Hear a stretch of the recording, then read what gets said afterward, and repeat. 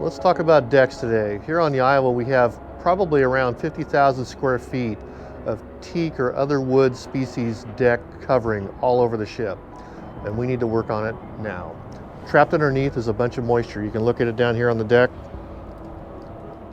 The water's leaking down through, the wood is rotting, and we need to start doing really serious replacement.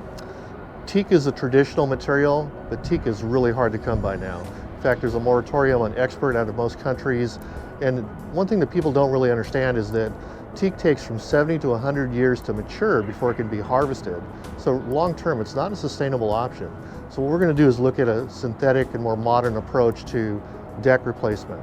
Right now we're looking at a material here, synthetic. It's a Herculon used by a company called Teak Decking Systems. No trees died in the making of this. And this is what we're looking at to replace all of our decking aboard the ship. So as you walk around the Iowa deck right now, you see a variety of surfaces and different problems. Some of the worst wood we've actually removed some years ago because it was so unsafe to walk on. We also have a lot of plywood covering up some of the bad deck just to make it safe for our guests to maneuver around the ship. But underneath that plywood and underneath the wood, in most cases, water is trapped.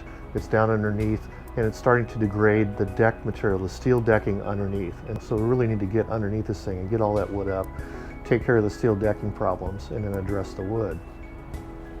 Now, many of us here think about our hull preservation down at the water line, and underwater, of course, is the main focus. But really, the entire ship is a steel structure, and we have problems underneath some of our wood decking above our heads, and we actually have water coming inside from the top down. So we really need to address this, and any support that you can provide is greatly, greatly appreciated.